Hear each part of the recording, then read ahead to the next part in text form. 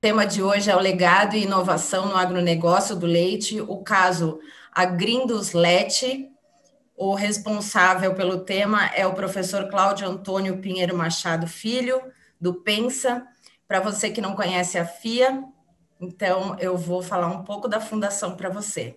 Nós atuamos em 3 diferentes áreas, somos como educadores, temos curso de graduação em administração, mestrado, profissional em gestão de negócios, pós-graduação, MBA, pós-MBA e um portfólio completo de educação executiva em AD.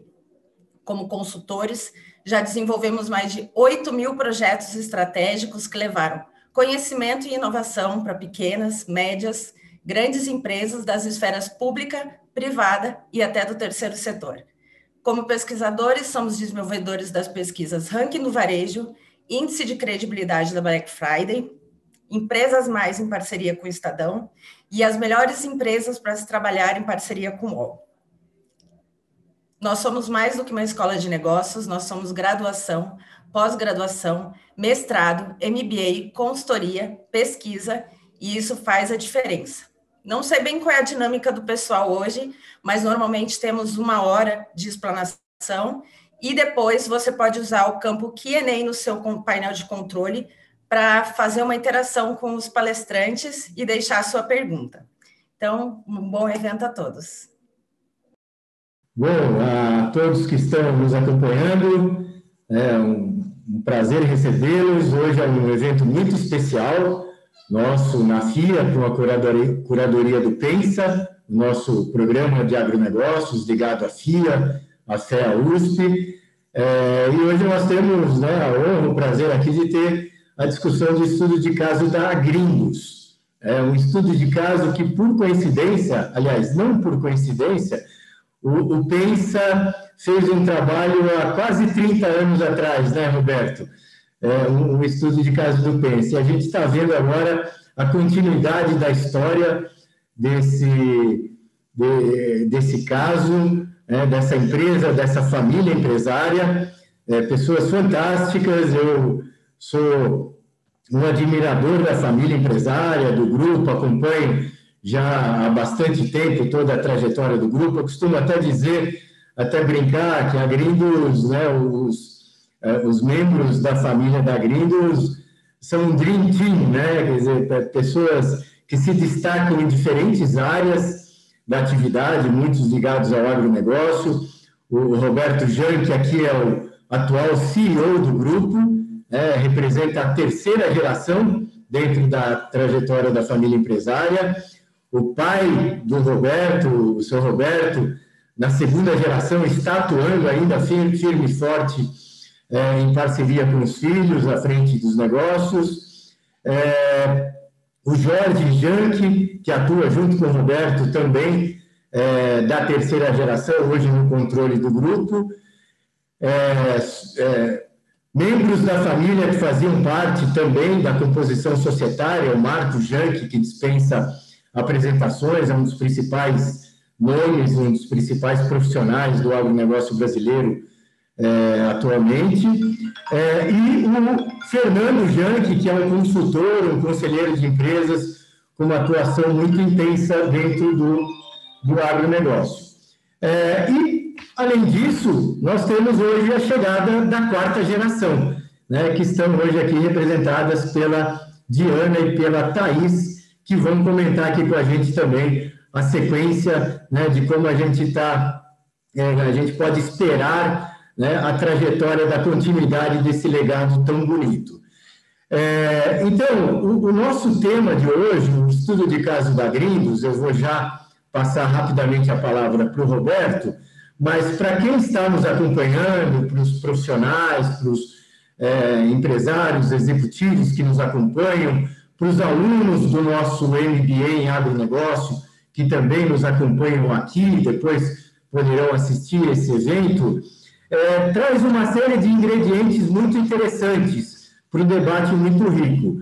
A gente está falando de uma família empresária muito tradicional dentro do agronegócio, que sempre zelou pela eficiência na área produtiva, à frente das atividades do agronegócio, principalmente dentro do agronegócio do leite. E nós temos todo um debate também em torno da condução desse legado, da transição desse legado ao longo das gerações.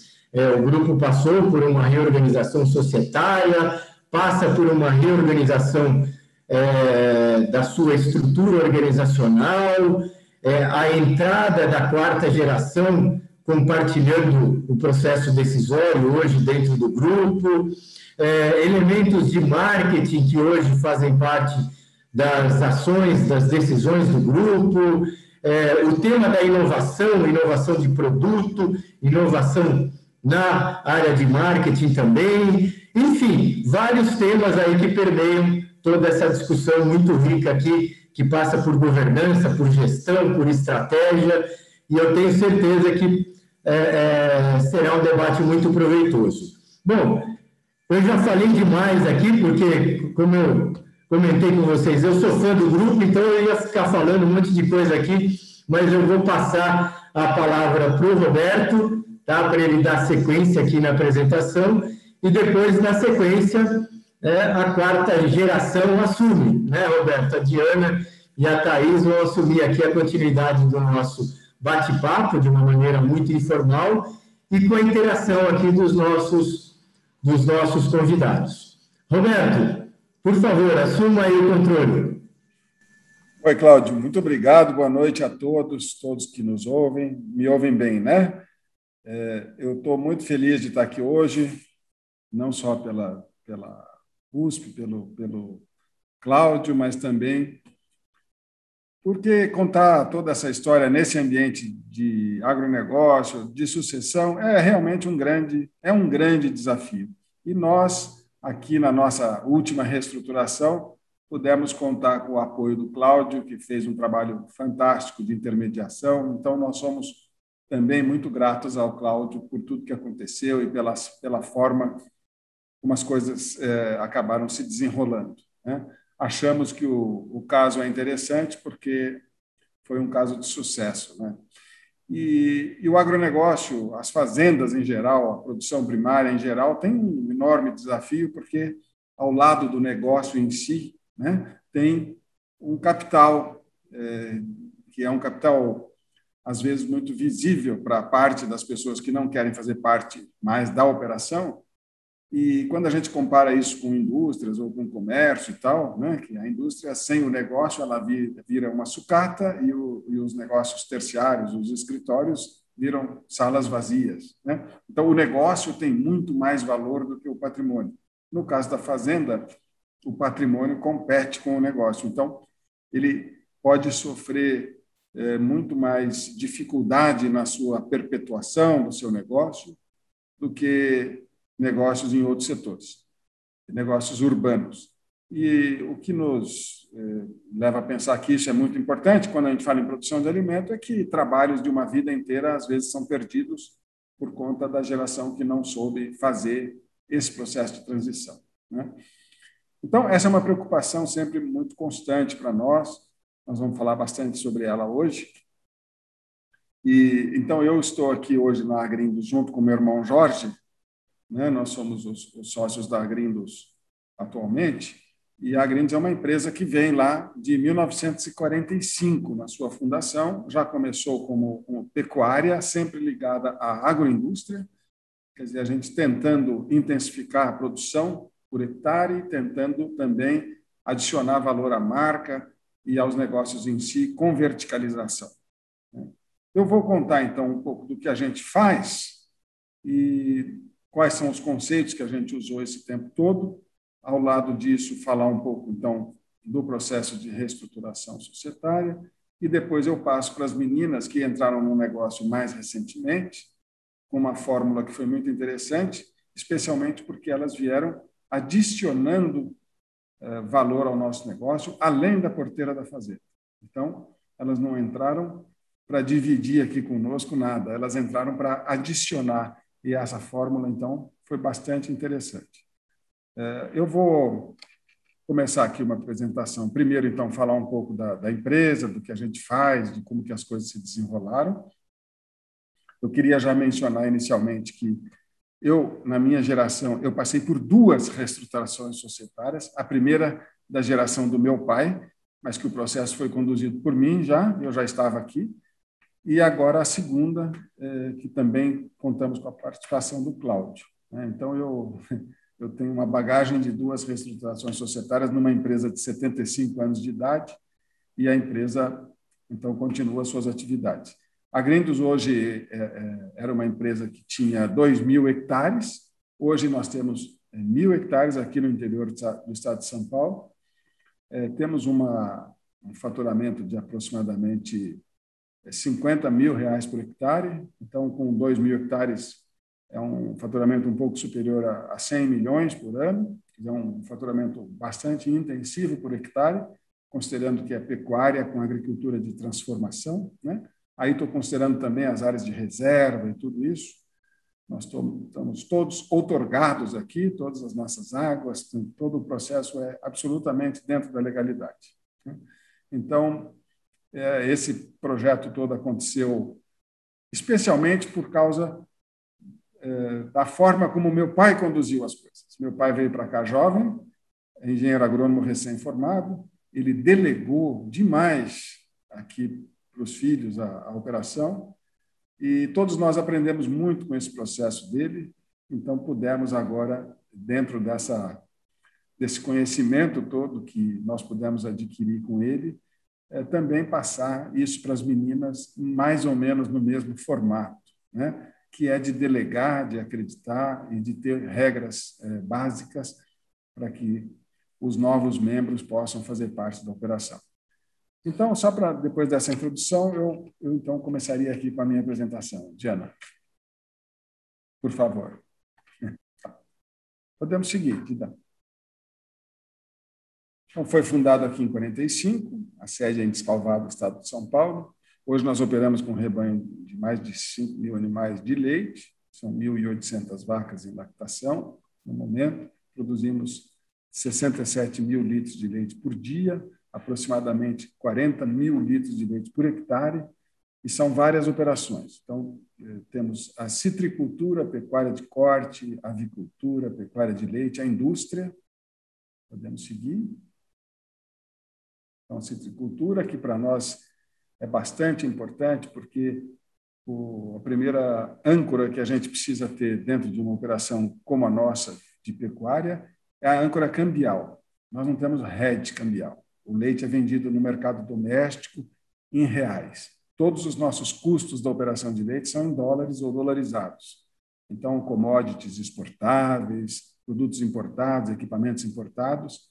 Então, o nosso custo de produção de leite é em dólares e a nossa contrato de venda em reais para o mercado doméstico. A citricultura é quase tão intensiva quanto o leite, mas o contrato de venda da laranja é em dólares, porque ela é toda para exportação, e os custos da laranja, a maior parte deles, são reais, porque, principalmente, colheita e frete são os custos principais.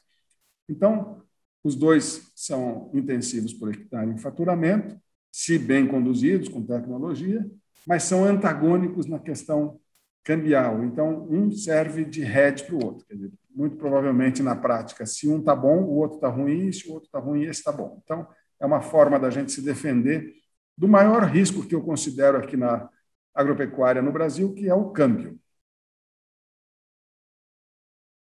A pecuária de corte ela tem duas funções. Uma é aproveitamento de áreas que não servem para plantio e também como reserva de valor da operação. Uma outra característica da pecuária de corte é a integração que a gente pode fazer utilizando fêmeas de corte como receptoras de embriões de alto padrão genético, o confinamento na época do inverno, quando a gente tem a operação agrícola mais tranquila, então tem tecnologia, tem equipamento disponível para uma operação de confinamento de boi, a facilidade de fazer comida e de diluir o custo de produção de comida com duas operações, mas especialmente como uma reserva de valor de um produto não perecível, lembrando que os nossos produtos são altamente perecíveis, tanto o leite quanto a laranja. E a pecuária de leite é o que nós vamos conversar mais, é a nossa operação principal, né?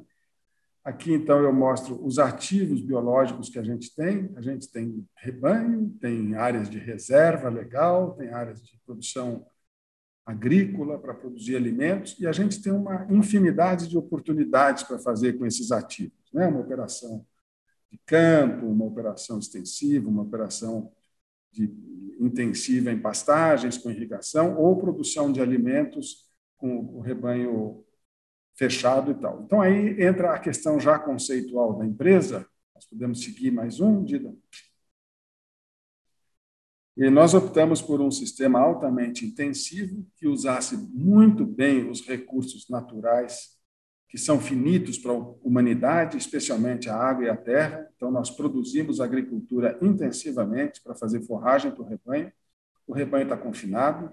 Esse rebanho a gente coleta água de chuva, coleta todos os efluentes, faz isso retornar para a terra, a parcela líquida e a parcela sólida desses efluentes, de uma forma que a gente cria um círculo virtuoso desses nutrientes, né, que são muito ricos, e aí a gente consiga, então, produzir leite, produzir genética, e adicionar valor também com genética, depois verticalizar a nossa produção, então adicionar valor junto com a marca, né? Então, tentando intensificar sempre o faturamento por hectare, com uma produção bastante intensiva. Aqui é a criação de bezerras, onde começa a produção do animal, né, que a gente produz aqui na fazenda. Podemos seguir. Novilhas, depois novilhas que podem ser direcionadas para venda ou podem ser direcionadas para o projeto de produção. Então, hoje, com uma série de ferramentas aí da reprodução, como provas genômicas, sêmen sexado, fertilização in vitro. Então, replicar um rebanho desse jeito, nesse formato hoje, ficou muito mais fácil do que há 20 anos. Podemos seguir. Aqui, então, uma instalação fechada, que à primeira vista pode ser uma instalação muito industrial demais para a pecuária, mas essa vaca, o que ela precisa é de conforto, especialmente conforto térmico, ela precisa de rotina, ela precisa de conforto para deitar. A vaca que está bem, que está confortável, é a vaca que está deitada, ruminando. A vaca costuma ficar 14, 15 horas por dia deitada, ruminando o que ela comeu, ela é um ruminante, comida disponível, né? Água limpa, ambiente limpo e captação de todos os efluentes. Esse é uma imagem que mostra, talvez, uma das situações com a menor pegada de carbono por unidade produzida, o menor impacto ambiental possível. Eu comento isso porque essa imagem é muito diferente daquele pasto com as vacas deitadas lá na sombra de uma árvore, com uma mata atrás e com um riacho, que normalmente é colocada pela mídia como a imagem ideal do equilíbrio, e, na realidade, aquilo tem um custo ambiental altíssimo. Usa mal a água, usa mal a terra, produz muito mais gás de efeito estufa por unidade produzida. Então, a gente vem seguindo um conceito aqui, que é o conceito do alimento fresco, pouco processado e muito rapidamente entregue na casa do consumidor. Então, voltando às origens, para o alimento realmente fresco, do dia, e que imediatamente entregue. Esse conceito lá fora, na Europa, nos Estados Unidos, é muito conhecido como local produced for local families. Quer dizer, sempre, quanto mais próximo do consumidor, menor a pegada de carbono, mais fresco o produto e com menor pegada de carbono por unidade produzida, usando muito bem os recursos naturais. Essa é também uma imagem que a gente gosta muito de ver, as vacas deitadas, ruminando, num confinamento, com uma semiclimatização, né, de ambiente, com aspersão, com ventilação, e as vacas que estão em pé estão comendo, né? A vaca é um animal de rotina, então, quanto mais rotina na vida dela, mais contente ela fica. Depois, as vacas vão todas para uma ordenha, uma sala de ordenha, bastante tecnológica, com informação eletrônica, para retirar o equipamento eletronicamente, enfim, para a gente reunir tudo e aí sai todo o leite por uma tubulação só, e esse leite vai ser direcionado, então, para a indústria ou para a venda aqui, como leite cru, né? Podemos seguir. A rastreabilidade Esse é um mapa de posicionamento das vacas no local de ordenha. Cada ponto desse é uma vaca, na posição certa, com o horário descrito embaixo. Essa palavra, rastreabilidade, para nós é das coisas mais importantes que nos diferenciam de outras indústrias de leite. Nós temos rastreabilidade sobre todos os processos. Então, desde a semente que foi comprada, das bezerras que foram criadas, as forragens que foram produzidas, e depois como tudo isso aconteceu até chegar o leite envasado diretamente ao consumidor. Então, nós conseguimos fazer produtos para nicho de mercado, conseguimos segregar leite, conseguimos especialmente colocar certificações no nosso processo, e essas certificações sempre têm a ver com um processo de rastreabilidade, de terceira parte, né, que vai dar autenticidade para o que nós fazemos. Então, esse é o grande diferencial de uma empresa verticalizada que faz o seu produto com rastreabilidade. Diferente de grandes indústrias que compram leite e podem fazer uma segmentação a partir do momento que o produto chegou na indústria, mas não tem nenhum controle sobre a origem desse produto. Então, nós vamos ver aqui, depois, com as nossas certificações, que é isso que nos diferencia de outras empresas. Podemos seguir. Bom, aqui na questão ambiental, o que a gente gostaria de mostrar, quer dizer, as vacas saem 3 vezes por dia desse local para a ordenha, né?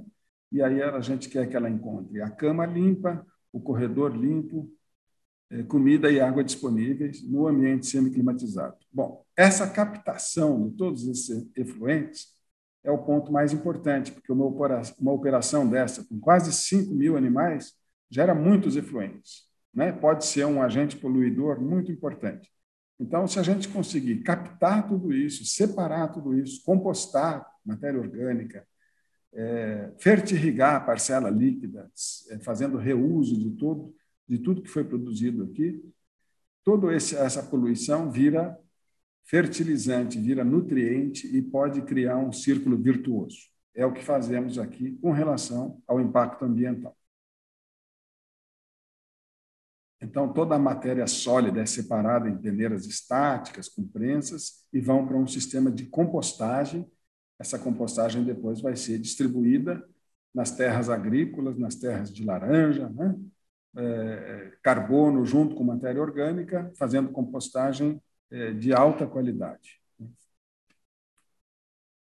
Então, isso aqui é uma distribuição de material sólido, lembrando, para quem não é do ramo, que a agricultura de uma operação pecuária, ela retira todo o carbono do solo, porque numa operação de agricultura tradicional, as pessoas colhem o grão de milho, de soja, de trigo, do que seja, e deixam a palha. Então, o carbono fica no solo, e aí se faz uma técnica conhecida como plantio direto na palha. O produtor de pecuária, ele precisa da forragem, então ele usa o carbono na operação como forragem. A terra fica exposta. Então, aplicar fertilizante orgânico, fazer cobertura de solo com culturas exclusivas para cobertura de solo, deixam essa agricultura destinada à pecuária uma agricultura muito mais desafiadora do que a agricultura tradicional. Então, isso é o que acontece. A gente corta o milho, por exemplo, para silagem e a terra fica exposta, né? Aqui está a lavoura ainda a ser cortada, aqui está cortado. Então, isso é apenas para explicar o desafio que é fazer agricultura de alto potencial numa operação pecuária. Depois, toda essa silagem que é produzida, que é o principal alimento das vacas quando vai para os silos, né? E ela é compactada e conservada por fermentação, né? Apenas para demonstrar.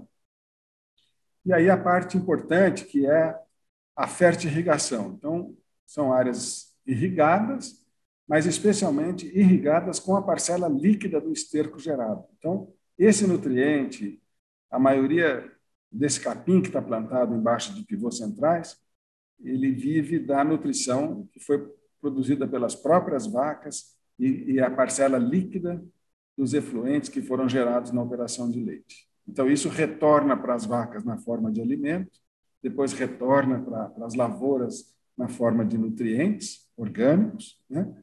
E tudo isso, então, cria esse círculo virtuoso. Essa é uma outra parte importante, é um capim tropical, também fertirrigado. Essa área vive há mais de 20 anos sem nenhum tipo de adubação sintética, somente com fertilizante orgânico das vacas e fertirrigação, então mostrando um ciclo muito bacana de produção de matéria seca por hectare, que vai virar forragem de alta qualidade para as vacas, produzidas pela própria vaca, utilizando muito bem o espaço disponível, a terra disponível, né, ao longo do ano. Depois a gente completa, então, a mistura nesse ambiente que a gente chama de cozinha, onde cada ingrediente aqui entra dentro de um vagão misturador, a gente faz as dietas, né, de uma forma completamente misturada e serve, então, para cada grupo de animais.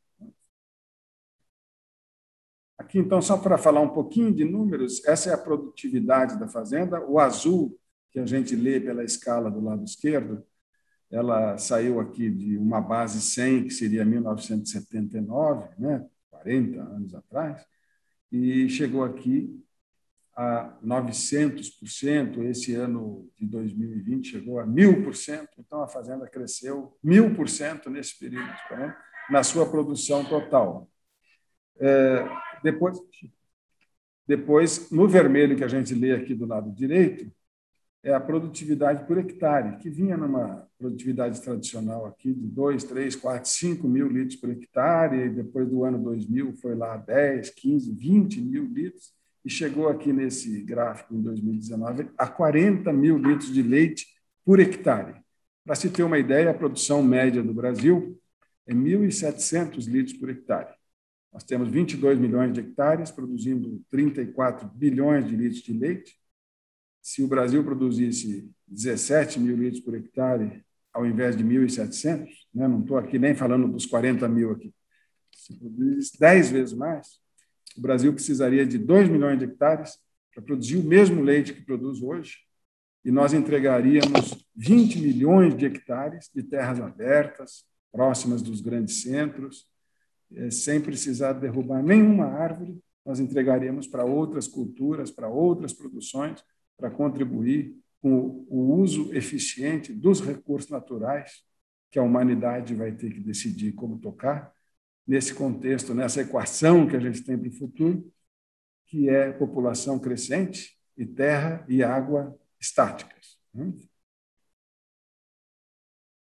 Esse é um gráfico econômico. Então, uma coisa muito importante das vacas e dos bois e dos frangos e tudo é o que se chama de conversão alimentar. Então, nessa linha roxa que a gente vê aqui, a gente tem o custo alimentar dos animais de toda a operação. Esse custo, que são toneladas de dieta, de ração, de forragens, a gente traduz aqui pelo preço do dia das rações numa linha econômica, né, que está sendo lida aqui do lado esquerdo. Então, a gente percebe como ela vem de uma forma estável, e depois aqui, quando chega perto de meados de 2020, a gente vê esse grande crescimento na linha roxa, que é o que está acontecendo no mundo aí, com os preços do milho e soja que dobraram em dólares, né? E depois a gente tem a situação do câmbio aqui no Brasil, que extrapolou mais essa conta ainda, então deixou uma situação bastante insustentável no mercado de rações. O leite tem um agravante, que ele participa de todo esse custo em dólares da China, do mundo, e mais o câmbio, mas ele é vendido no mercado doméstico. Então, ele não tem o hedge cambial na exportação, como tem o suíno, o frango e o boi, né? Então, um desafio maior. O azul é o faturamento. Então, é o número de litros de leite do dia vezes o valor do leite. E a gente lê lá no mesmo gráfico. O vermelho é a margem. O que a gente chama de margem é quanto as vacas deixaram, considerando o faturamento de leite, menos o custo de alimentação. Então, chama litros de leite livres do custo de alimentação. E o preto, que a gente lê do outro lado, é uma margem percentual. Então, quando a gente vê lá que tem um número próximo de 65%, 60% a 65% ao longo dos anos, a gente, então, pode dizer que 65% da produção das vacas é a margem livre do custo de alimentação. Então, aquilo serve para pagar os outros custos da fazenda, que são os custos fixos, certo? E mais a margem, né? A margem líquida. Então, esse gráfico é muito interessante porque ele traduz em números uma situação que é prática e real em cada fazenda, que é a conversão alimentar, o custo das rações, a produção de leite, o preço do leite, né? E a gente consegue ver nos percentuais, lá, quando os números caem, como é o caso de hoje, né, que a margem percentual caiu bastante quando a gente vê esse preto, mas a gente olhando para o histórico, a gente vê que esse não é o padrão, né? Então a gente não se desespera, porque sabe que isso vai ter fim, como também teve fim nas outras ocasiões, né? É uma forma da gente analisar aqui, num período bastante extenso, né? Nesse caso aqui, nós estamos olhando para 11 anos, desde 2010, como é que a gente traduz a prática do negócio na questão financeira bem objetiva, né? Então, aqui está meu pai no meio, eu e meu irmão, que ficamos aqui na empresa, depois da reestruturação. Meu pai está conosco, meu pai é engenheiro agrônomo, formado na Exalc, e hoje responsável ainda por produzir toda a alimentação das vacas, né? Aqui eu reconheço que a gente deve muito a ele todo esse processo, pela tranquilidade dele de como olhar para o futuro, de como delegar, né? Quer dizer, foi realmente um grande exemplo para nós, é um grande exemplo para nós, especialmente também agora na forma como a gente conduz esse futuro junto com as meninas. E aqui uma nova geração. Então, as minhas filhas são as mais velhas, os filhos do meu irmão ainda são mais jovens, e aqui elas vão contar um pouco mais, mas rapidamente falando, nós sempre incentivamos as meninas, foram criadas para o mundo, quer dizer, a gente pediu sempre para que elas não se restringissem às ciências agrárias, que não pensassem na empresa como negócio, quer dizer, nós fizemos mais ou menos o oposto do que as pessoas fazem, que criam o filho para assumir o negócio. Não, nós criamos para não assumir o negócio, nós queríamos que elas tivessem esse insight delas próprias. E essa foto, ela tem uma coisa simbólica, que são os que estão lá para dentro da porteira da fazenda e as duas que estão para fora da porteira da fazenda, então adicionando valor ao negócio, com a marca, com a comunicação e com todo o storytelling que elas vão contar para a gente daqui a pouco, e que foi uma coisa muito interessante para a empresa, muito benéfica. Elas vão contar também que nós contamos com a ajuda de um amigo que se tornou aqui nosso parceiro na operação comercial, o Eduardo Eisler, que também tem um trabalho muito importante na formação delas. Também o fato dele não ser da família foi muito importante para que elas tivessem essa segurança e seguissem dentro da empresa, não trabalhando diretamente com a gente, com o pai, com o tio ou com o avô, né? Também foi um processo bastante interessante dessa reformulação. Aqui, então, nós vamos passar para o que acontece depois da porteira da fazenda. Eu passo, então, a palavra aqui para as meninas. Muito bom, Roberto.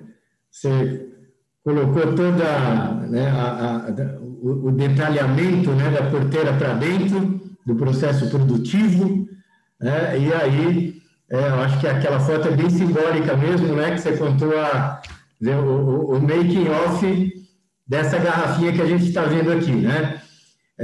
E agora, né, a entrada da Diana e da Thaís contando como foi, né, como está sendo o processo de agregação de valor, e um pouco delas contarem também esse processo decisório delas, né? Seria bacana elas compartilharem com a gente aqui também como é que foi essa volta às origens aí, né, da fazenda, né? Não foi por teimosia, né, para ser do contra do pai, né? Quer dizer, se você tivesse falado que elas ficarem, não voltariam, né? Não ficariam, né? Agora, você falou para elas irem, elas voltaram. Então, vamos ouvir o que elas contam para a gente aí, tá? É verdade. Boa noite, pessoal. Boa noite, Cláudio. Um prazer estar aqui conversando com todos vocês. Eu acho que é exatamente por aí mesmo que a gente começa. Eu vou até voltar aqui o nosso slide para a gente contar da nossa entrada, por ser num formato diferente mesmo. Vou dar a palavra aqui para a Thaís, que é a irmã mais velha, e ela que abriu as portas. Boa noite a todos, é um prazer estar aqui conversando com vocês.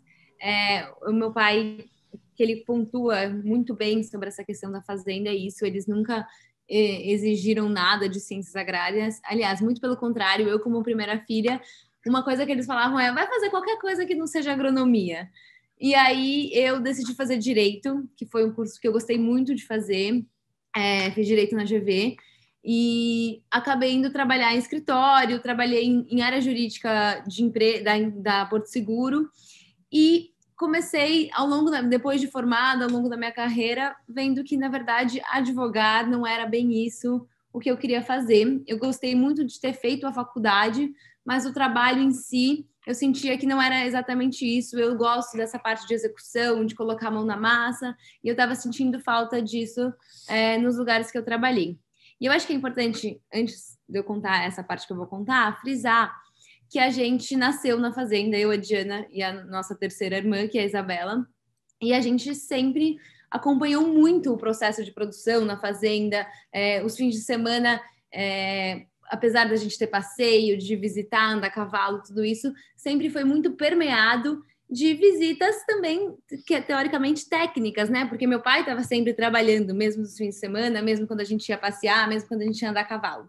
Então, a vida na fazenda sempre esteve muito presente para a gente, inclusive essa vida de produção. E a fazenda tem uma importância muito grande para a gente, não só dessa questão familiar, de todo o legado que se inicia aí com meu avô, mas essa questão de trabalho mesmo, de estar presente num dia a dia de produção. Então, quando eu estava lá, depois de formada, pensando o que eu queria fazer, que não ia ser advogar, eu fui conversar com os meus pais e falei, olha, eu acho que eu queria experimentar trabalhar na fazenda. E meu pai, ele levou um susto, porque ele não estava esperando esse retorno, ele se espantou, se surpreendeu com isso, e ele ele hesitou nesse começo, e quem me deu a maior força foi meu tio Jorge, que está inclusive aí na foto do lado do meu avô, e ele falou, olha, eu acho que você deveria vir sim, inclusive a gente tem na área comercial em São Paulo, a gente está precisando de ajuda, pode vir.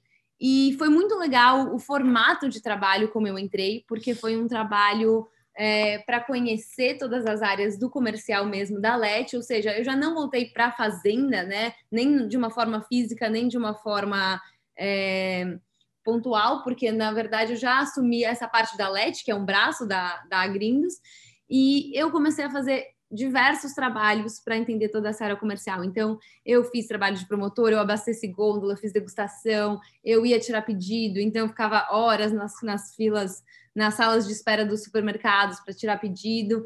E então eu aprendi muito, muito, muito esse dia a dia. Foi muito importante, a gente chama de um processo aí de trainee da Lete, que eu iniciei, e eu acho que foi muito legal. E foi muito importante para eu entender também o processo. E eu acho que isso é uma das coisas que a gente já começa, quando a gente fala de sucessão, inclusive de empresas familiares, é muito isso, né? O filho do dono volta e já assume algum cargo de liderança ou algum cargo muito alto. E eu gostei de começar nesse dia a dia mesmo, de entender como é o processo, assim, desde lá, de tirar pedido até entender negociações maiores com supermercados e tal, para hoje em dia eu poder saber como liderar um time de promotores, como liderar um time de vendas. Então tá tudo muito relacionado com esse início. E aí, bom, eu entrei em 2015 e eu comecei a ver que a Lete tinha muitas questões para serem modificadas, reposicionadas, mas era muito difícil fazer isso sozinha. Então, eu vou passar para a Diana agora, que foi uma entrada imprescindível para essa mudança aí. Bom, o meu caso é um pouco diferente do da Thaís, porque eu, quando eu estava lá no colégio, a gente fez todo o colégio aqui no interior, em São Carlos, eu tinha certeza absoluta que eu não queria trabalhar com agronegócio. Eu olhava o dia a dia do meu pai e eu falava, eu jamais quero trabalhar com isso, eu jamais quero trabalhar com as vacas, fazer nada na linha das ciências agrárias, não quero ser veterinária. Então, eu tinha bastante certeza do meu... ali nos meus 18 anos, de qual seria a minha carreira, o meu caminho. Eu sempre gostei muito de moda, então já fui para a faculdade com esse olhar, com esse objetivo, eu fui fazer publicidade na SPM em São Paulo. Sempre fiz muito curso nessa linha de moda mesmo, fiz até desenho, mas estava muito feliz, assim. Fui trabalhar, fui fazer meu estágio, fui trabalhar no mercado de luxo, tava com bastante certeza disso, e eu acho que a minha história vai mais nessa linha de que a vida se apresenta. Aí ela se encontra com a história da Thaís pelo fato de que foi novamente o meu tio que teve essa iniciativa, mas a irmã mais velha já abre portas, né? Então meus pais já estavam aceitando a ideia da gente estar voltando para casa, voltando a trabalhar com a fazenda, mas foi em uma conversa com o meu tio que ele contou da possibilidade de um projeto com este parceiro que está aqui com a gente até hoje, que é o Eduardo Eisler, que seria de uma virada de mesa para a marca, de um reposicionamento total. E aí eu me vi ali, quase recém-formada, trabalhando com moda, mas com a possibilidade de trabalhar com uma coisa que eu tinha estudado e que eu adoro, que é toda essa parte de branding, de comunicação. E eu me vi numa situação de... Falei, poxa, como que eu não vou trabalhar com o negócio da minha família?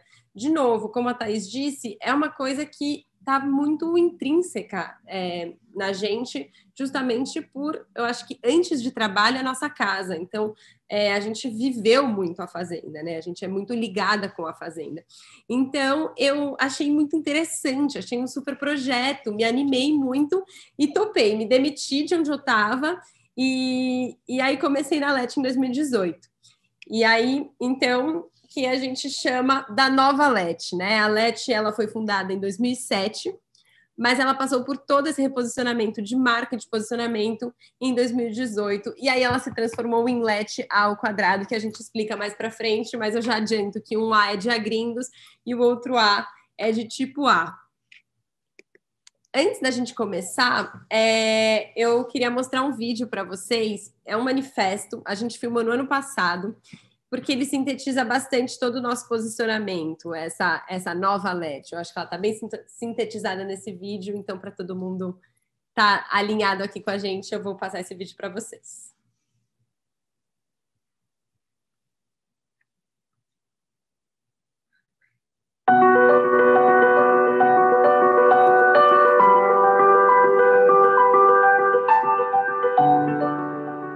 A gente acredita no alimento fresco e em todos os seus benefícios. A gente preza pelo bem-estar dos nossos animais todos os dias. A gente tenta cada vez mais devolver para o meio ambiente o que ele nos oferece. A gente valoriza todas as pessoas que trabalham todos os dias para entregar o melhor para muitas famílias ao redor do Brasil. A gente respeita a terra e o tempo de produção. A gente trabalha sob demanda, sem estocar, sem desperdiçar e sem explorar. A gente insiste em ser transparente do começo ao fim, do processo à embalagem. A gente cuida com muito amor da nossa história, da nossa fazenda, da nossa casa. A gente agradece por saber que você faz parte do nosso dia a dia e por fazer parte da sua nutrição.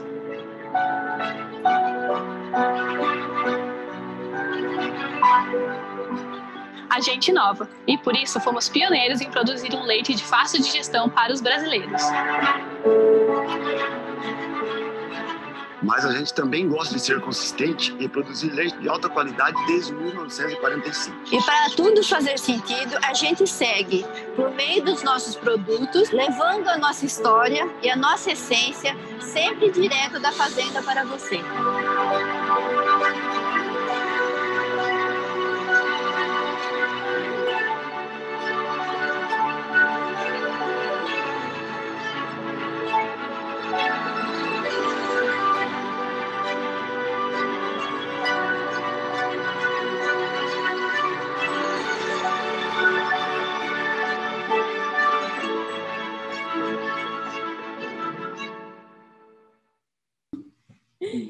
Eu acho que o fator decisivo que o meu pai comentou é o fato da gente somar e não substituir. E, para mim, foi muito interessante tudo isso, porque eu me vi podendo trabalhar com a fazenda sem estar necessariamente fazendo o que ele fazia. E eu acho que disso tudo foi o mais legal. E quando eu converso bastante com filhos ou pais que estão aí preocupados com essa história de sucessão, vejo muitos filhos falando, eu não me vejo fazendo o que meu pai faz, eu não gosto do que o meu pai faz.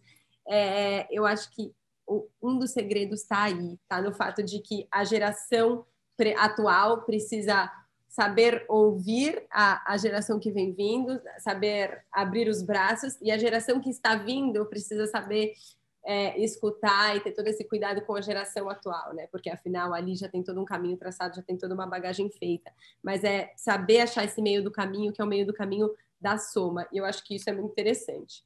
Bom, então falando um pouquinho da Lete e de toda essa história de branding que a gente começou em 2018, é uma marca de 2007. Eu costumo brincar aqui que quando o meu pai e o meu tio Jorge lançaram a Lete, vocês podem imaginar que era um engenheiro e o meu tio, que foi piloto aí da Força Aérea, o tempo que eles se dedicaram para realmente construir uma marca, criar uma marca, ela realmente foi lançada praticamente como um plano B ali para toda a história do leite cru.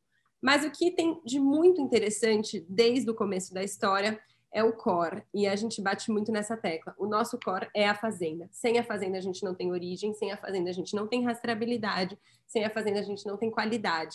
E a Lete, ela é um braço da Agrindos, a Lete é a marca própria da Agrindos, e a Lete, portanto, não existe sem a fazenda. Aqui está uma imagem que mostra a evolução. Então, em 2007, essa era a nossa garrafa. E em 2018, a gente finalmente fez toda a mudança da garrafa e ela basicamente traduz todo o nosso reposicionamento, toda a nossa mudança de tom de voz, de identidade, e ela traz, de forma bastante pioneira aqui no Brasil, esse conceito da transparência. E a gente sempre diz que o nosso conceito é ser transparente do começo ao fim do processo à embalagem. A pessoa pode ver o leite, ela pode ver o que ela está consumindo, e a ideia é justamente essa, ter uma comunicação bastante clara para que essa pessoa também tenha transparência no processo. A gente resolveu abrir a porteira da fazenda para que todo consumidor que queira ver o processo, que queira ver onde a vaca está, que queira ver a ordenha, que queira ver os funcionários, ela tenha acesso a isso. Bom, o A2, ele foi uma feliz coincidência que aconteceu em sintonia quando a gente entrou. Quando a Diana fala que o core da fazenda já estava ali, é porque ele já estava mesmo. Em 2016, meu pai começou já a ver essa movimentação do mercado a respeito das vacas A2, e quando a gente assumiu a nova Lete, começou a mudar tudo em 2018, a gente já pôde comunicar falando a respeito do leite A2. Para explicar um pouco para vocês o que significa tudo isso, é um leite que ele foi, na verdade, o A2 e o A1 são proteínas do leite. O A2, isso foi descoberto na Nova Zelândia por cientistas, e eles descobriram que, na verdade, a vaca, ao ser domesticada e por diversos cruzamentos, sofreu uma mutação genética em que a proteína A1 surgiu. Nos outros mamíferos, inclusive na mulher, é exclusivo apenas a proteína A2. E isso, o surgimento dessa proteína A1, ela pode vir a causar, na verdade, certo desconforto intestinal para algumas pessoas que não digerem muito bem essa proteína 1. Esses sintomas de digestão são muito parecidos com os relatados por intolerância à lactose também. Então, o que a gente vem verificando é que tem gente que acha que, na verdade, é intolerante, mas, na verdade mesmo, é só uma questão de indigestibilidade da proteína 1. Então, o que a gente fez, na verdade, foi segregar o nosso rebanho. Então, hoje, nossas vacas são todas nascidas e criadas na fazenda, foram todas testadas geneticamente, e nós segregamos todas as que são apenas vacas A2, e por isso aqui que vocês estão vendo na imagem, o leite Lete, ele é proveniente de apenas vacas A2. Aliás, não só o leite, todos os produtos feitos no laticínio são exclusivamente de vacas A2.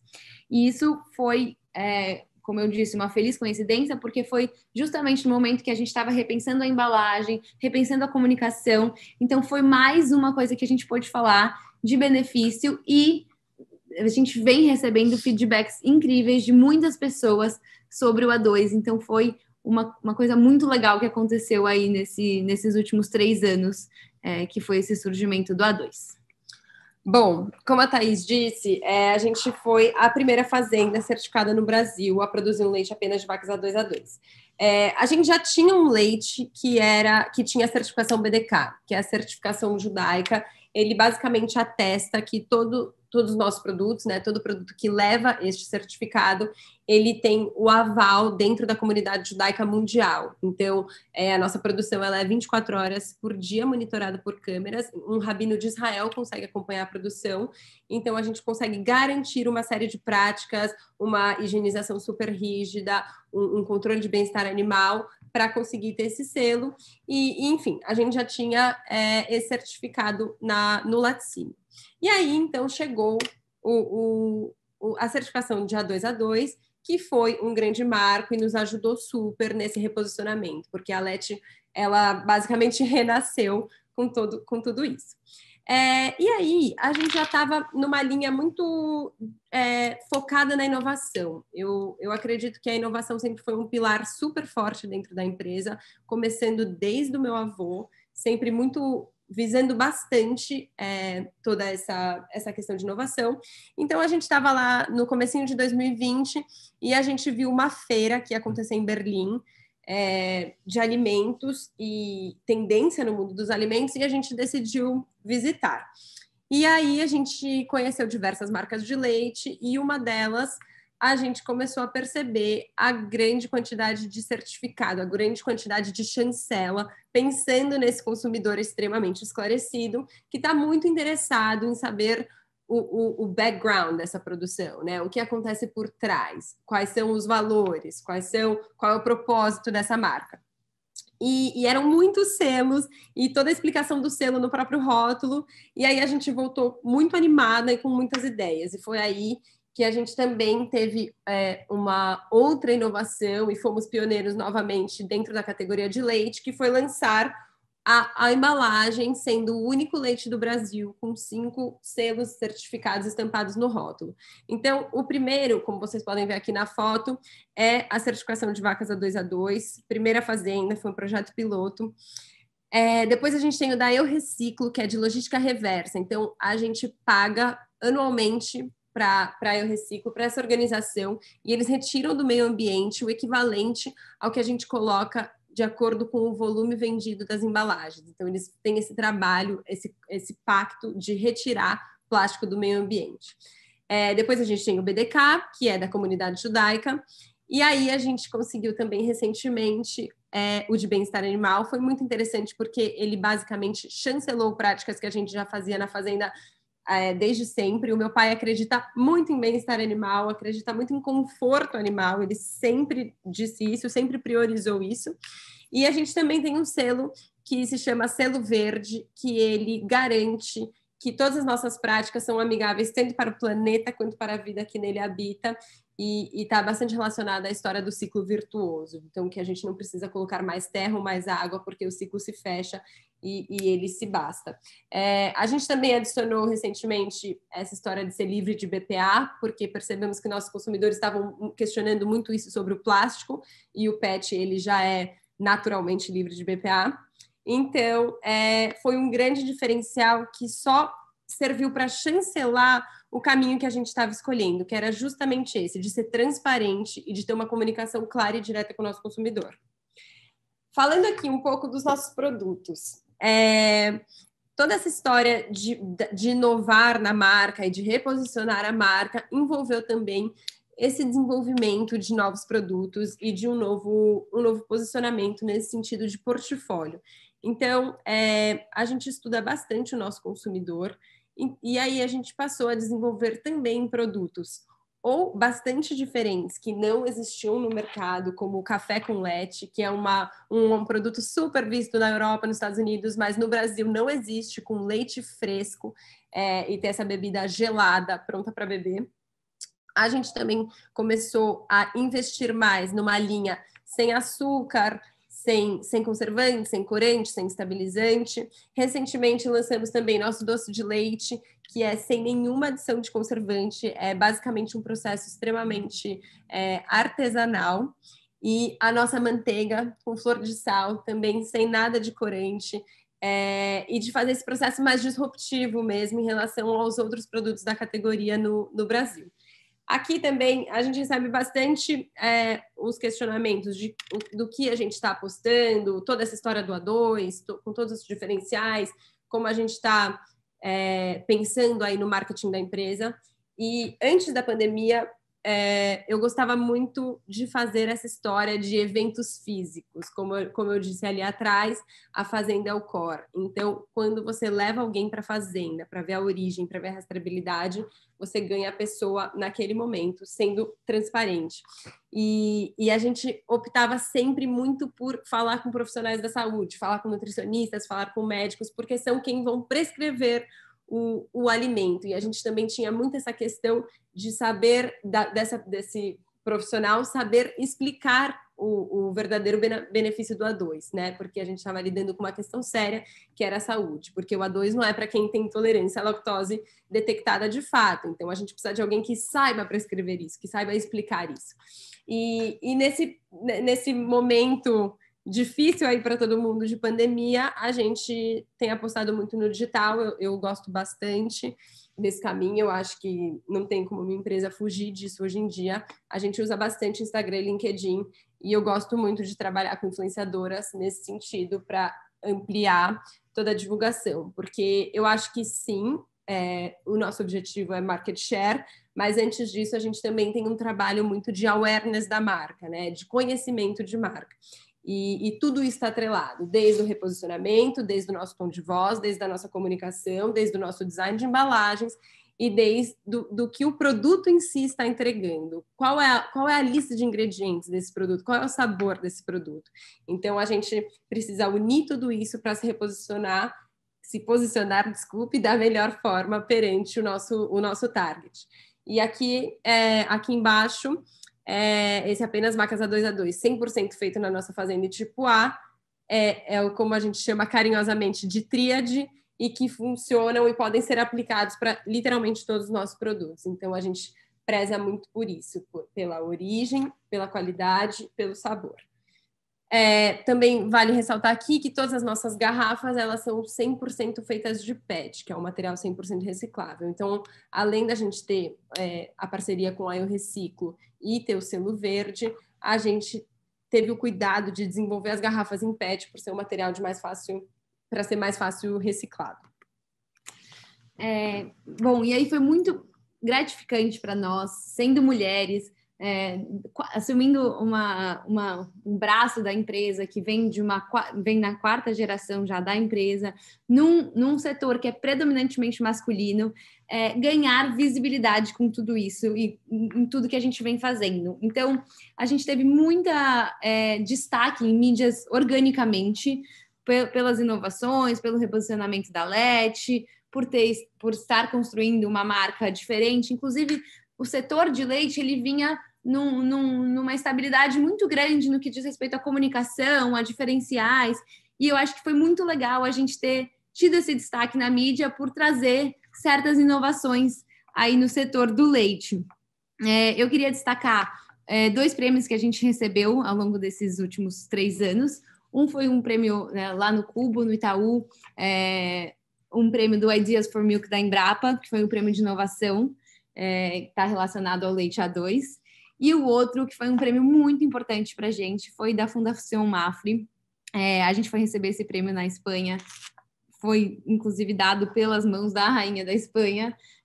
Foi o melhor prêmio, foi o prêmio de melhor iniciativa no setor agropecuário, e ele também diz respeito ao leite A2, mas ele era mais importante ainda porque ele tem todo um pilar de condições que a gente tinha que seguir. Então, tinha uma questão de sustentabilidade da empresa, tinha a questão do desenvolvimento local, desenvolvimento das pessoas, diversidade, e aí a gente fez um relatório, cumpriu todos esses requisitos e recebemos esse prêmio na Espanha, que para a gente foi uma chancela muito importante de ter recebido um prêmio de uma empresa tão renomada como a Mafre, internacional.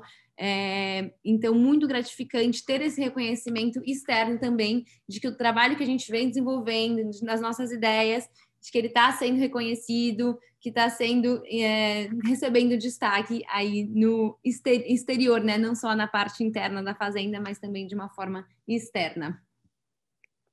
E isso, bom, eu e a Diana, na verdade, e o Eduardo também, o nosso objetivo é levar a LET para o consumidor final. Acho que isso é muito importante de falar, porque quando a gente fala porteira para dentro, porteira para fora, tem um significado muito grande que é porteira para dentro é toda essa parte operacional da fazenda, o que meu pai e meu tio sempre fizeram muito bem, meu avô que iniciou com tudo isso, e estar dentro da porteira também está muito relacionado com o reconhecimento na área. Então, toda a parte do agro reconhece muito já a Fazenda Grindos com a sua importância técnica, profissional e tudo isso. E faltava a gente chegar no nosso consumidor final, que é uma pessoa que está morando na cidade, que não está no mundo agro, que não sabe o que é Fazenda Grindos, e a gente queria poder levar essa história, que já é muito bem contada no agro, para fora. E nosso objetivo se concretiza quando a gente vê o nosso produto na gôndola sendo comprado pelo consumidor final. Por isso que a gente colocou essas fotos das gôndolas aí pelo Brasil que a gente está. Hoje a gente está em 17 estados, além do estado de São Paulo, em que a gente está realmente muito presente nas principais cidades. A gente tem mercados premiums em estados afastados, tipo Amazonas, Bahia, capitais desses estados, em que eles retiram o leite, os produtos em São Paulo, para poder revender os produtos nos mercados dessas capitais. Isso para a gente mostra como as pessoas realmente se interessam e como contar essa história faz diferença, porque eles fazem questão de retirar esse produto em São Paulo para poder revender em outros estados, para poder revender em capitais que são muito distantes para a gente fazer o frete sozinhos. Então, ver os produtos nas gôndolas dessa forma é um orgulho para a gente e mostra que a gente está atingindo os nossos objetivos, que é poder chegar no nosso consumidor final. É muito legal que a gente, no começo, em 2018, a gente falou, não vamos entrar em grandes redes, não precisamos estar nisso, a gente pode manter uma coisa um pouco menor, mas acabou que grandes redes vieram nos procurar. A gente foi procurado pelo Pão de Açúcar, a gente foi procurado pelo Carrefour, e isso para nós mostra também como a história está chegando nos lugares e como o que a gente queria passar, o que já estava acontecendo há muitos anos ali na fazenda, está conseguindo sair das porteiras. E esse era o nosso grande objetivo quando a gente começou com a LET. E eu acho que uma última coisa que eu queria falar também, que eu acho que é importante, já que estamos no tema de sucessão, é a questão psicológica da sucessão, né? Porque a gente pensa muito nesse sentido de que sucessão alguém precisa ou morrer ou sair para substituir. E meu pai falou muito isso no começo, é uma adição de valor e não uma divisão. E a gente acredita muito nisso, que é uma expansão e não uma substituição. Então, quando a gente pensa em agregar valor, é mais um braço, é uma coisa a mais, e aí a conotação negativa de sucessão, de ter que falar sobre morte, ter que falar sobre sair, ter que falar sobre se aposentar, ela perde o efeito, e aí a gente pode conversar sobre como agregar valor todo mundo junto, e por isso que eu acho que é muito legal trazer isso e trazer essa questão de expansão mesmo. É isso aí. É isso. Bom, essa é a nossa linha atual, os contatos. Quem quiser seguir, quem tiver dúvidas, a gente conversa com todos os consumidores todos os dias no Instagram. Legal. Essa é uma parte aí do meu pai que ele queria concluir. Bom, nós somos nós três, mas eu só queria dar uma explicação de uma coisa importante que a Thaís falou. Quando ela disse que a gente está em Manaus, a gente está em Rondônia, a gente está em Salvador, nós temos que lembrar que nós estamos com um produto fresco, né? Nós estamos com leite fresco. E que essas pessoas vêm buscar esse leite em São Paulo com refrigeração, né? Nós não estamos falando de um produto longa-vida, de um produto seco, nós estamos falando de leite fresco. E você sair com uma carga refrigerada de São Paulo, de um produto de vida curta, para que ele seja vendido em Manaus, em Salvador, em Brasília, em Rondônia, é uma coisa muito interessante, né? Como é um produto que se tornou importante para essas pessoas, para essas lojas. E eu gosto muito de conclusões, né, do que a gente fala, e eu gostaria, então, muito, com relação ao agronegócio em si, eu sempre digo o seguinte: o nosso maior custo é sempre o custo de oportunidade. a gente ter certeza que o que a gente está fazendo, dentro das oportunidades que a gente tem, é o mais interessante, né? Então, a gente sempre fica brigando com o resultado de outras atividades, de outras operações que a gente poderia estar fazendo para a capacidade de uso daquelas terras, né? Então, acho isso uma coisa importante de dizer. E aí eu acrescentei que, inclusive, na sucessão, né? Porque a sucessão, eu que tenho uma filha advogada, uma filha administradora, uma filha publicitária, né? A pergunta é se o que elas estão fazendo realmente é o melhor custo de oportunidade que elas têm para a vida delas, como negócio e como vida, né? Como horizonte. A intensificação da produção por área, ela deve ser um compromisso com a sociedade, com o meio ambiente. Essa é a forma como a gente enxerga essa questão muito fundamental, que é essa população crescente, né? Que vai chegar aí 9 ou 10 bilhões de habitantes daqui a poucos anos, e as nossas terras e as nossas águas são as mesmas, né? Como é que a gente resolve isso de uma maneira de baixo impacto ambiental? É produzir mais na mesma área, com a mesma água, com menos impacto ambiental. O resultado, ele depende de muitas variáveis, e a gente precisa decidir quais são as prioritárias. Quando a gente opta por um sistema aqui como o nosso, um sistema bastante agroindustrial, onde a gente tem que produzir forragem, porque senão a gente não sobrevive pelos 365 dias do ano, e continua com o problema climático, né? Com a crise hídrica, com o custo da energia elétrica, com todas as variáveis que a gente vê todo dia na televisão, né? A gente é que tem que optar o que é importante em termos de previsibilidade, de visibilidade, de horizonte, né? De investimento. E aí eu coloco, então, dessa forma sobre as questões das variáveis que a gente escolhe para o nosso negócio. Inovar para agregar valor deve sempre estar no radar. Nós saímos lá dos anos 50 com uma produção de caseinato de cálcio, depois uma fábrica de queijo nos anos 60, depois produção de leite tipo B, que, por sinal, foi o primeiro produto lácteo do Brasil livre do tabelamento de preços. O leite foi tabelado no Brasil até 1972. O leite B foi o primeiro produto que não era o governo que dizia qual seria o preço. Então, nós fomos diretamente para o leite B na ocasião. E depois, com toda essa agregação de valor em cima do trabalho que se faz antes da porteira da fazenda. Eu vejo, as meninas sempre falam isso, né?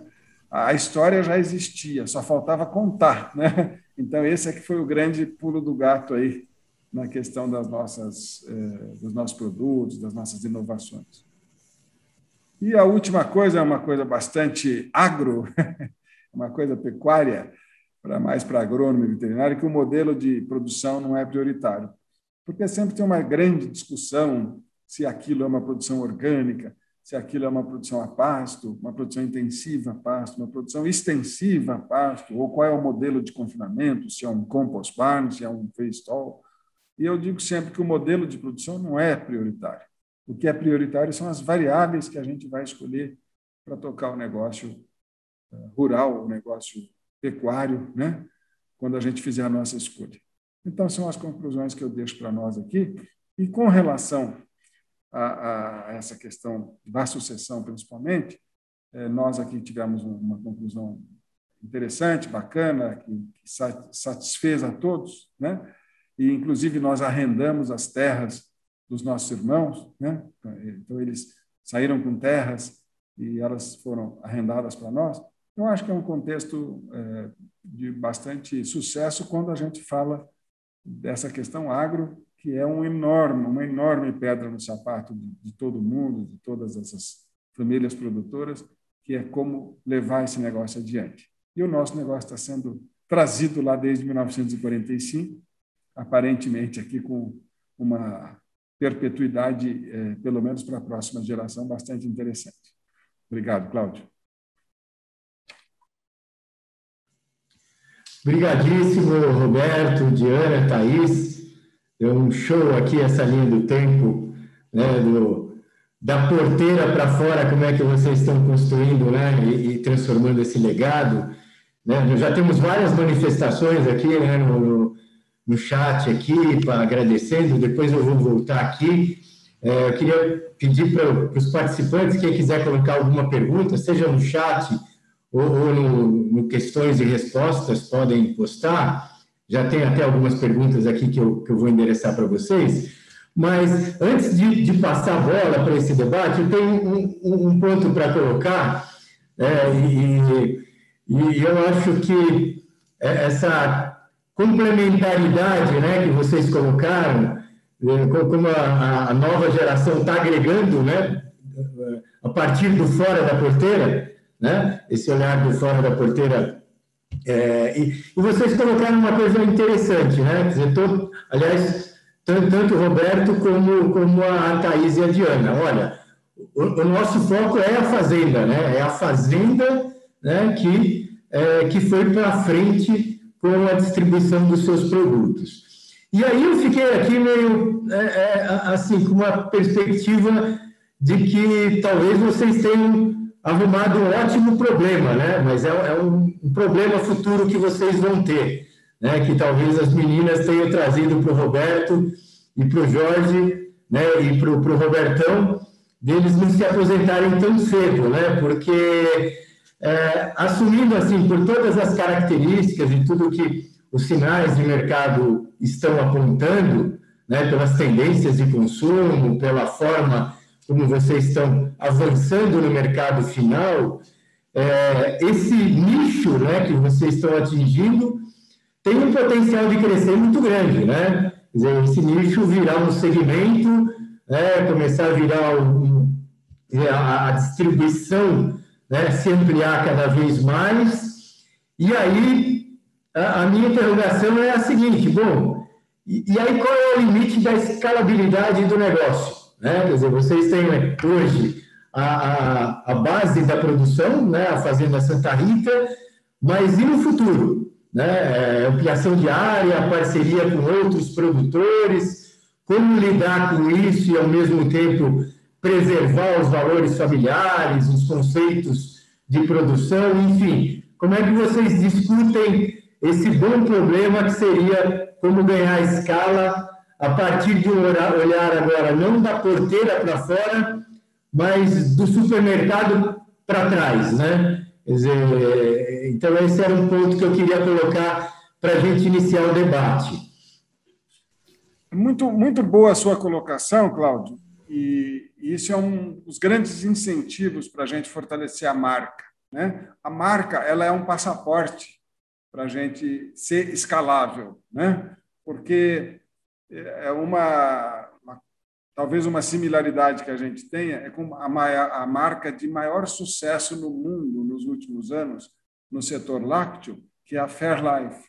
A Fairlife, que hoje é da Coca-Cola, é uma marca que foi fundada por 10 fazendas americanas que resolveram verticalizar a sua produção. E o negócio não deu certo, não foi bem. Eles não estavam conseguindo competir com os enormes industriais americanos, as marcas muito fortes. E eles venderam essa marca e essa operação, em parte, se tornaram sócios da Coca-Cola nos Estados Unidos. E são os produtores do leite da Coca-Cola. E a Coca-Cola fez, com toda a logística e toda a facilidade dela, uma transformação nesse leite, né, adicionando por um processo de microfiltração mais cálcio, mais proteína, menos gordura, mais isso, mais aquilo, e fez um leite que foi de muito sucesso lá nos Estados Unidos. E nós, o nosso pensamento é a mesma coisa, quer dizer, nós entendemos que o leite A2, que nós somos pioneiros no Brasil, né? E é um leite que está em vias de ser rotulado agora pela Anvisa, que é um processo bastante burocrático, né? Como todos devem imaginar, quando a gente fala de Anvisa. E o leite A2 ele tem uma funcionalidade reconhecida internacionalmente, onde está escrito na maioria dos países easier on digestion, né? Ou seja, ele é um produto de mais fácil digestão e é um produto onde o leite não pesa.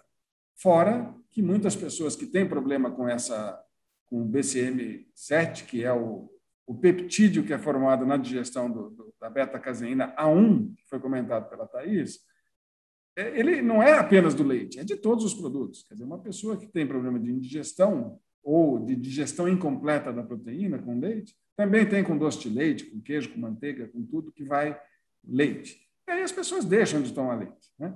E agora, com o leite A2, o que é muito gratificante para nós nesse feedback é que pessoas que deixavam de tomar leite, que só tomavam leite de soja, ou que achavam que tinham intolerância à lactose, essas pessoas passaram a ficar muito felizes de poder voltar a comer laticínios e tomar leite, né? Comer queijo. E isso, eu acho que é um processo dentro da saudabilidade, né? Dos processos dos alimentos verdadeiros, pouco processados, né? De uma proteína de alta biodisponibilidade, um cálcio de alta biodisponibilidade, é uma coisa que tem tudo a ver com o futuro, né? A gente pensa dessa forma, né? E principalmente pelo baixo processamento de um leite fresco, né? Ele não é esterilizado, ele não é seco, ele não é extremamente processado, ele é o leite do dia que chegou amanhã na casa do consumidor. Então, a gente percebe que escalar isso é muito fácil, a gente vai ter um projeto de joint venture, né, para crescer, com parceiros de outros produtores parecidos com a gente, em escala, em qualidade, em vacas A2A2, com unidades de produção locais, mais ao sul do Brasil, mais ao norte do Brasil, ao centro-oeste, então com a presença da marca LET em unidades autônomas, dentro de um projeto de joint venture, com um guarda-chuva aí em cima da própria marca e de todo esse branding, de toda a forma de comunicação que foi feita, né? Então, eu acho que o que significou essa adição do Depois da Porteira foi exatamente esse passaporte para tornar o negócio escalável. Ótimo, Roberto. Ou seja, em resumo, vocês vão ter muito trabalho pela frente, né? Pelas perspectivas de crescimento, né? Esperamos que sim. Elas arrumaram mais problemas para vocês e para o Jorge e para o Robertão. Olha, gente, tem vários comentários aqui já, eu vou só passar rapidamente. Palestra incrível, parabéns a esta família. O Bruno, incrível mesmo, imagina o orgulho desse pai. Sensacional o case, a clareza. O Márcio Secantini, meu colega de turma, do Marcos Young também, né, do Cusca, sensacional, além da história, construir uma linha inovadora, agregar visões distintas, né, de formações distintas. O Roberto Bielavski, um super empresário, controlador do Grupo Haskell, dando parabéns para vocês, uma aula incrível, parabéns pelo trabalho inovador. Enfim, vários comentários aqui e algumas questões também que estão postadas aqui, já que eu queria já colocar para vocês, né? Então, a Camila parabeniza e queria que vocês comentassem um pouco o processo de inovação, né? O desenvolvimento de novos produtos. Uma área interna, parceria para pesquisas, como é que saem os novos produtos com a marca LET, né? Camila, muito obrigada, antes de tudo. Então, eu, nesse processo aí de sair da moda e trabalhar no agro, uma das coisas que eu percebi é que eu poderia continuar convivendo com a moda como hobby e trabalhar com outra coisa, inclusive numa coisa que eu gostasse muito, e foi aí que eu percebi a minha grande paixão pelo fato de trabalhar na produção de alimento e poder trabalhar com o desenvolvimento de produto. E eu sempre gostei muito dessa área de tendência, e eu acho que, de certa forma, eu consegui trazer isso aí para o mundo dos alimentos. Então, hoje, eu estou mais à frente disso, eu adoro essa parte, gosto muito mesmo de estudar comportamento do consumidor, de estudar hábito, de estudar tendência, e trabalho diretamente com a Isabela, que está lá no laticínio, ela é nossa técnica, então eu trago as ideias e ela desenvolve. Então, a gente tem trabalhado assim hoje. Legal, obrigado, Diana.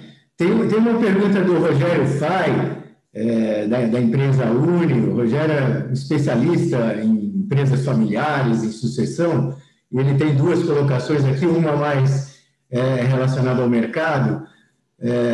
Eu acho que é para o Roberto as duas, tá? A indústria de alimentos sofre muito com a escassez de leite, da frequente flutuação do preço. Qual o percentual da produção de leite cru que é vendida a terceiros? E já na sequência, a segunda, sobre a intenção de contribuir, a Grindos contribuir com outras famílias produtoras aí de um nível menor de renda, de condições, pequenos produtores de leite, né? Enfim. Quer comentar, Roberto? Comento. Bom, eu tenho que dizer que eu sou uma liderança classista há mais de 30 anos, né? Então, eu tenho feito um trabalho tentando colocar mais profissionalismo na cadeia de leite há muitos anos. Eu sou vice-presidente da Associação Brasileira dos Produtores de Leite hoje, e nós temos um trabalho constante de tentar, principalmente, fazer com que aquele produtor mais amador ele passe por esse divisor de águas aí e tenda a ser profissional. Então, uma coisa fundamental que falta no Brasil é um padrão de qualidade para a gente atingir mercados mais sofisticados de exportação. O Brasil está nesse caminho. Com relação à falta de leite, que foi falado, a gente precisa lembrar que o leite brasileiro ele teve o maior crescimento mundial entre os anos de 1996 até 2014. Quer dizer, durante quase 20 anos, o Brasil cresceu perto de 5% ao ano, tanto a produção quanto o seu consumo. Então, o consumo médio saiu lá de 100 litros por habitante ano para mais de 170 em 2014. E a produção acompanhou isso. Agora, o potencial é enorme, porque vou falar aqui só dos queijos, né? O queijo é o maior produto que absorve leite, né? Porque ele concentra leite.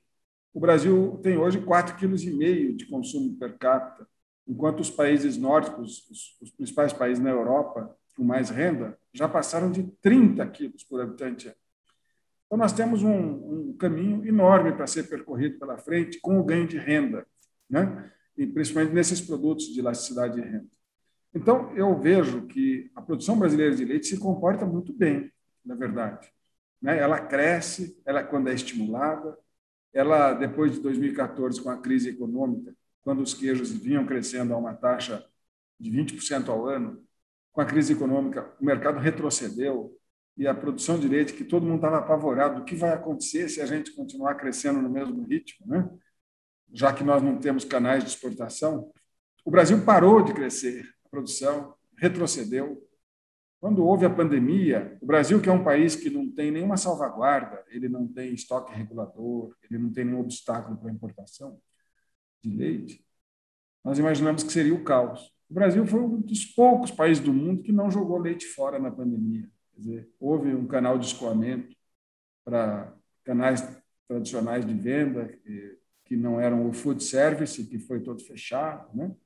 Então, de uma maneira geral, eu percebo que o leite brasileiro se comporta muito bem numa competição muito pura, que tem bastante potencial de crescimento quando estimulado.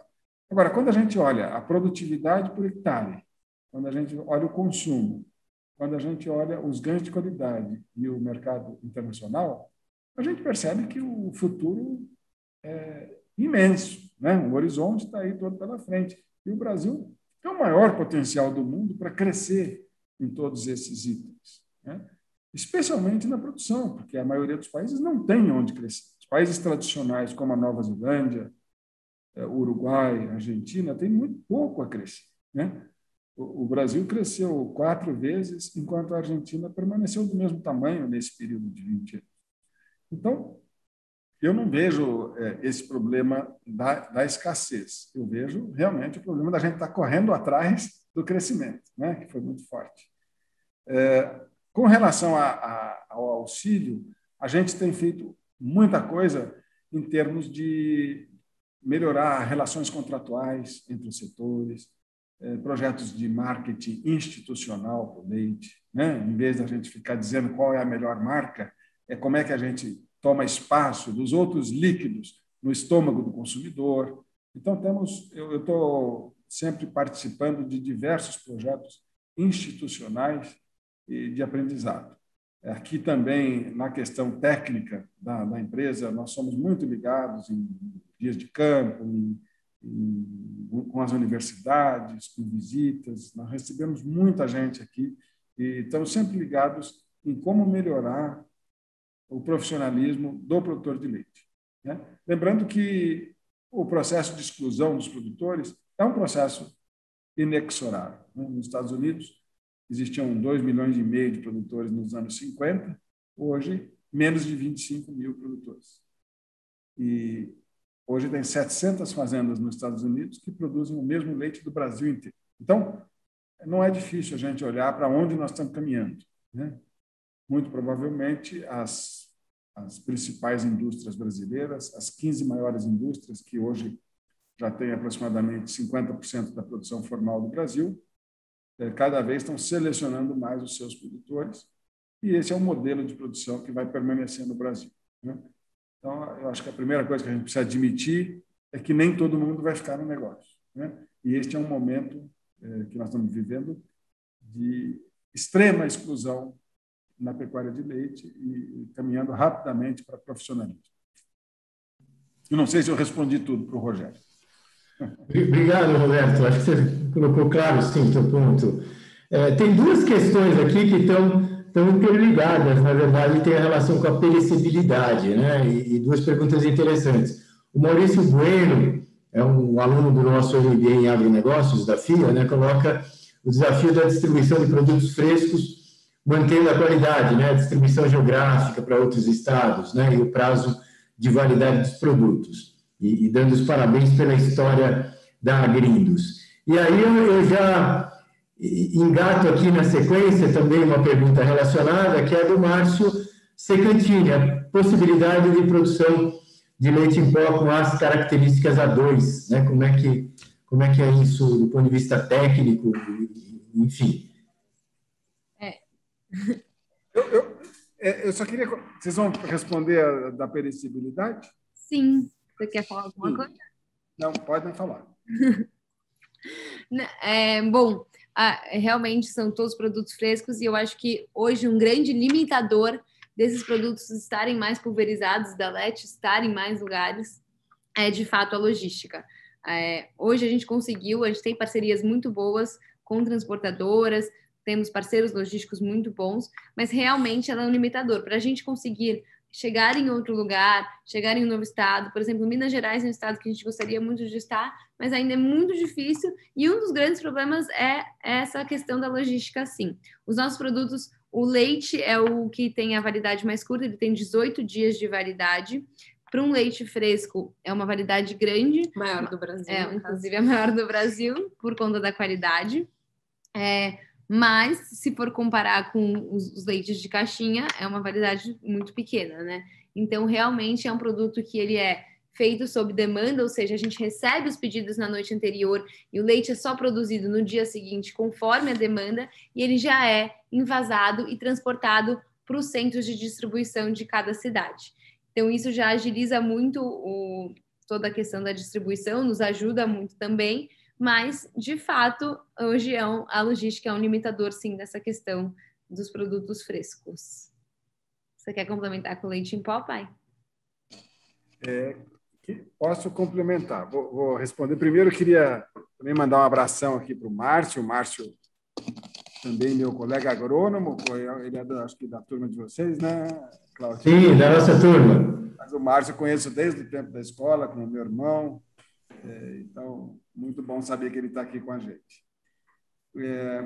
Com relação a essa questão da perecibilidade, é importante dizer o seguinte: quando a gente pasteuriza leite, o que a pasteurização faz é uma redução da carga bacteriana. Então, quanto melhor a qualidade do leite na entrada do pasteurizador, melhor ele vai ser na saída.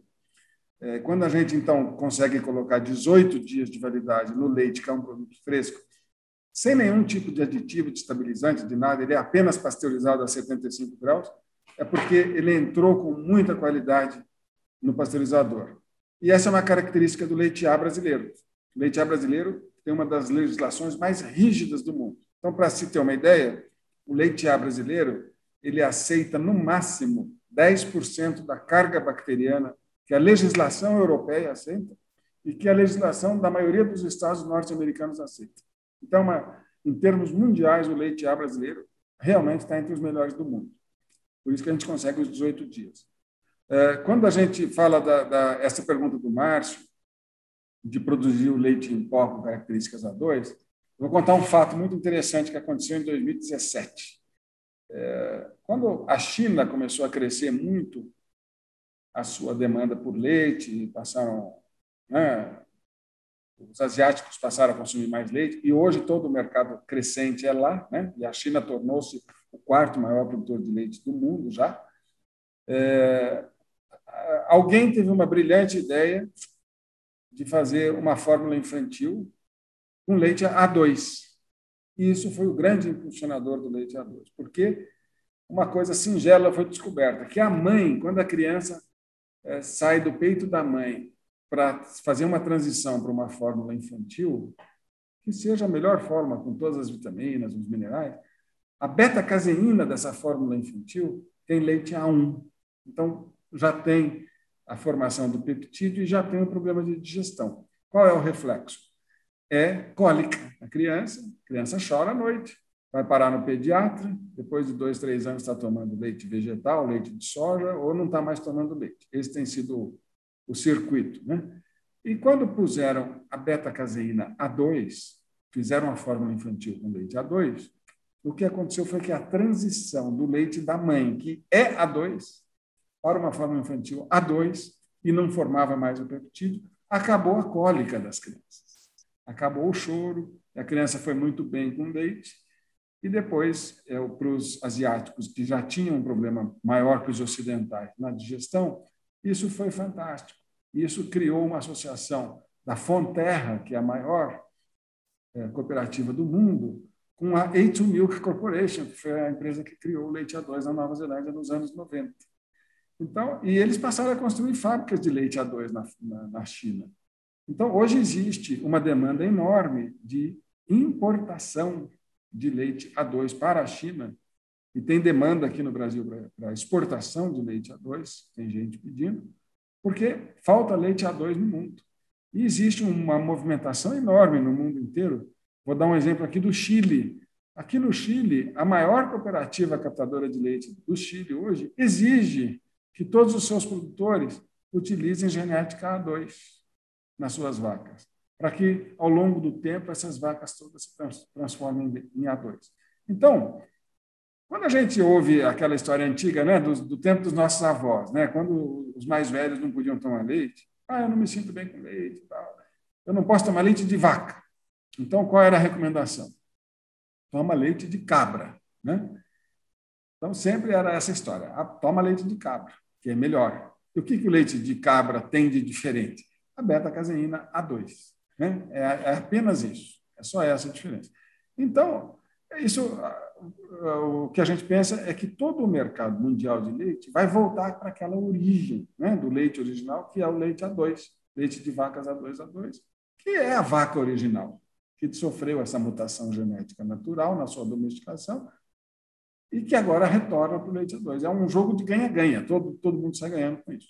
Então, eu vejo um futuro também importante na exportação de leite A2 pelo Brasil para outros países, porque o Brasil pode ser o grande impulsionador da produção de leite no mundo.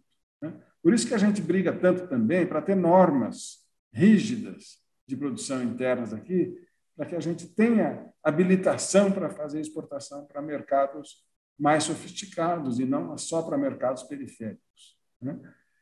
Essas normativas recentes, a 7677, foram muito pressionadas pelos próprios produtores de leite para que fossem oficializadas pelo governo, né? Porque isso é o nosso passaporte para poder atingir esses mercados. Então, eu não vejo nenhum... Assim, tem muita demanda, não vejo nenhum problema nesse segmento. Legal, Roberto, muito obrigado. Bom, gente, a gente está aqui no horário aqui, já adiantado, né? A gente teria muita coisa aqui para conversar, mas eu tenho certeza que vocês vão voltar logo aqui, viu? Porque essa história está sendo contada, né? E certamente, muito em breve, aí vocês já vão trazer muito mais novidades aí dessa trajetória de expansão e da consolidação da marca, né? Espero até que seja antes do IPO, né, Roberto? Que as meninas vão forçar vocês a fazer, né, que a gente possa ter um outro encontro aqui para vocês continuarem contando aqui a trajetória, tá bom? Gente, enfim, eu vou então caminhar aqui para o encerramento da nossa sessão, agradecendo muito a disponibilidade de vocês compartilhar essa história tão rica, tão bonita, né, e com tantos elementos importantes para a gente debater do ponto de vista de quem estuda, de quem trabalha com o agronegócio. Espero que vocês voltem em breve, sinceramente, a gente tem outra oportunidade para debater mais. E eu queria passar que vocês dessem uma última palavra aqui para a gente encerrar a sessão, né, um breve comentário da Thaís, da Diana e o Roberto fechando. Pode ser? Combinado. Pode começar. Gente, muito obrigada, Cláudio, pelo convite. Foi muito legal poder falar aqui. Eu acho que é sempre muito importante a gente falar de sucessão dessa forma positiva e sem o peso de ter que falar de sucessão e falar de um jeito em que a gente possa falar, na verdade, de novos negócios, de expansão, de multiplicação, de tudo isso. Então, foi um prazer falar aqui com vocês essa noite, poder trazer um pouquinho da Leti, um pouquinho do nosso trabalho. Então, agradeço muito pelo convite. Muito obrigada mesmo. Eu também gostaria de agradecer, Cláudio, agradecer muito. É sempre um prazer, é sempre uma troca muito rica para a gente, né? Estamos ainda aprendendo muitas coisas, então para a gente é um prazer estar aqui conversando com vocês. Eu também, aproveitando que o tema é de sucessão, né? Eu queria deixar esse pensamento bastante frisado aqui, que é justamente desse encontro das gerações. Eu já escutei muitas histórias e acredito que é muito importante isso, que a geração que está ali atuando saiba receber a geração anterior e que a geração anterior, que vai vir, né, a geração do futuro, saiba conversar com a geração atual. Essa troca é muito rica, essa troca é muito importante. A gente teve muita sorte no nosso caso de ter aí o meu pai, meu avô e o meu tio Jorge muito generosos no sentido de nos darem autonomia. Sem isso, a gente não tem estímulo. Então, este meio do caminho, ele é muito precioso e precisa ser encontrado para ter uma sucessão que faça sentido. Então, muito obrigada mesmo e contem com a gente. Vamos querer voltar mesmo. Bacana, vamos mesmo. Muito obrigado, Diana e Thaís. Obrigadão. Cláudio, eu queria também te agradecer muito pela oportunidade da gente contar essa história. Você que é parte disso, né? Você teve um papel importante em todo esse processo. Queria também destacar, e como você também conhece, a importância do meu pai em todo esse processo, de toda a visibilidade que ele teve, da forma como fez as coisas, né? E de como ele conduziu tudo isso desde que eu entrei na empresa aqui em 1985, né?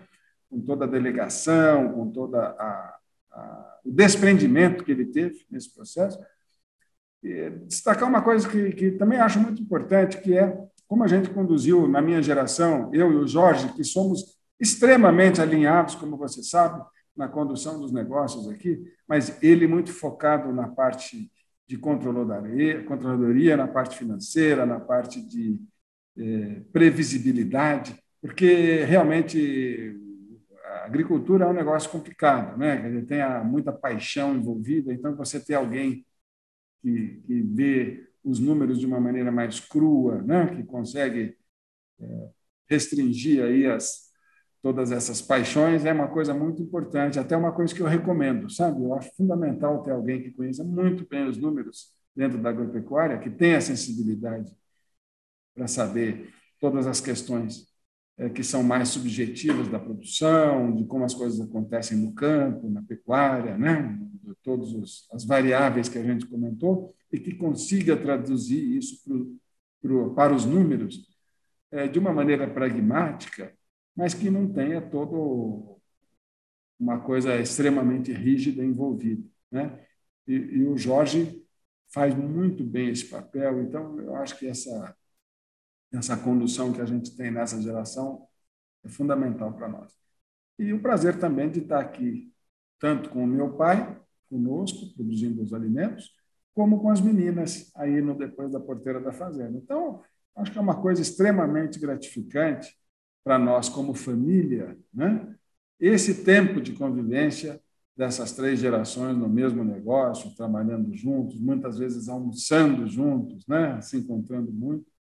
Como isso, nesse caso, é muito gratificante para todos nós, também como família e não só como negócio.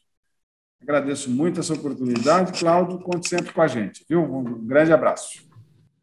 Obrigadíssimo, Roberto. Vocês são um exemplo. A gente tem as empresas familiares, muitas empresas familiares são só empresas familiares, e tem empresas familiares que são empresas familiares e famílias empresárias, né? Quer dizer, você tem a integração das duas coisas. Quando você tem esse alinhamento, né? Quer dizer, com uma perspectiva, uma visão de futuro alinhada e competência associada a isso, tem tudo para um processo de desenvolvimento e crescimento muito grande do grupo, né?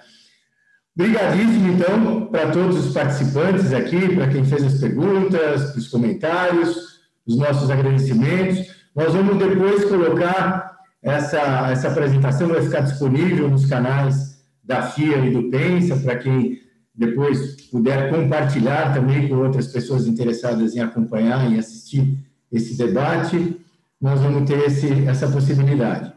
E um grande abraço. Roberto, leva o meu abraço lá para a família, em especial para o Jorge, para o seu Roberto, Robertão, né, para a família, para as esposas, para todos, tá bom? Um grande abraço. Obrigado, gente. Boa noite. Obrigada, gente. Boa noite, gente.